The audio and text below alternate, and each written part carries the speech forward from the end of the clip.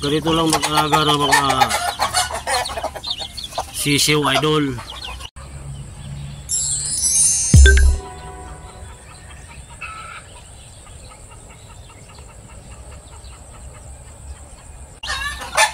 Dapat normal lang. Isama niyo yung nanay sa kulungan. Yan yung tip ko sa inyo. Pag nag-alaga kayo ng mga sasabungin, dapat normal lang. Kahit imported pa yan, kung saan galing lupalok ng daigdig yung manok nyo, normal lang. Huwag nyo bigyan ng medisina o gamot. Huwag nyo silang i-immune sa gamot, mga idol.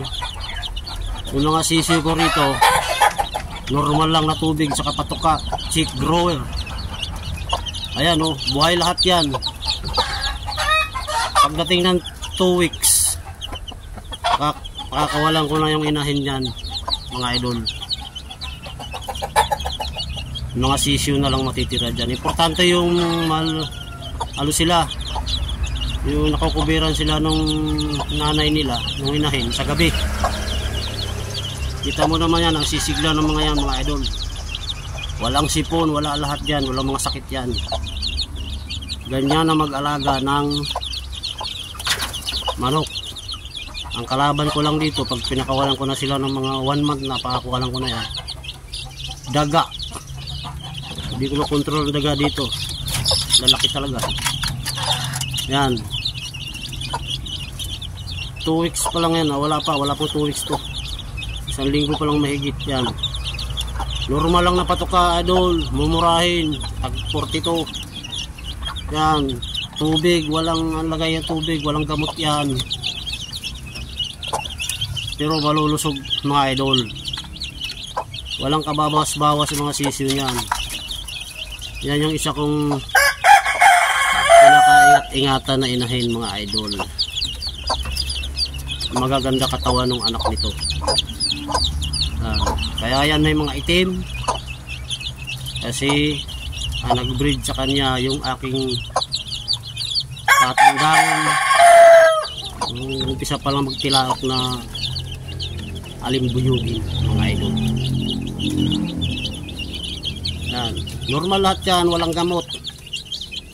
Kailangan lang makubiran sila ng nanay nila. Nakakatago sila dyan sa mga balahibo ng nanay sa gabi. Yun ang importante, mga idol, sa sisiw. Kasi yan, pag inimune nyo sa gamot yan, pag dinaanan ng sakit yan, ubos lahat yan. Bagay yung iba talagang ginagamot nila, pero ako pag stag na, saka lang ako nagbabay-tabing. Pero yung mga ganito ay normal lang, parang manok gubat lang, mga idol. Manok sa gubat. Walo lang yan, napisa 8, pero malulusog yan. Kasama inahin yan hanggang 3 weeks, mga idol. 1 month, pakakawalan ko na ito, mga ito. Maliliksi sila, maliliksi. Meron pa ditong isa, yung itim ko, may sisiw din. Hindi marami mangitlog ang mga manok ko rito, idol. Ito 6 lang. Ito lang itlog niya, 6 ang napisa.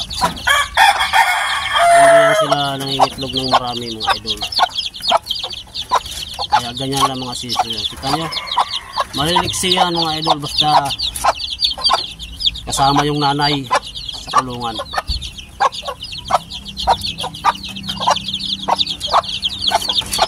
Yun, mga idol, yan lang ang tip ko sa inyo. Walang gamot yan, normal lahat yan. Tubig lang yan sa kapatuka. Importante lang na sa gabi nakakatago sila dyan sa inahin para hindi sila sipunin, mga idol. Yun lang ang tip ko sa inyo ngayon sa pagmamanok. Yung mga mahilig dyan magbigay ng gamot, mapera sila eh. Hindi nila sinasama yung inahin. Pero na sa akin, ang gamot, yung makubiran sila ng inahin sa gabi. Nakakatago sila, naiinitan sila. yung init ng nanay. Yan. Okay, update lang yan sa inyo paano ako mag-alaga ng manok at paano ko sila pinalalaki. Walang kabawas-bawas yan, walang namamatay dyan sa sipon, sa ala, kung ano-ano mga sakit dyan, wala. Yan, mga maliliksi sila. 1 week lang mahigit yan mga idol. Normal lang na pagkain, yun lang sa palengke, mamahaling pagkain sa kamumurahin, ganun lang din yung resulta nun. Pag hindi ka marunong mag-alaga, patay lahat yan. Okay, yun lang muna mga idol nating update ngayon sa aking mga alagang manok.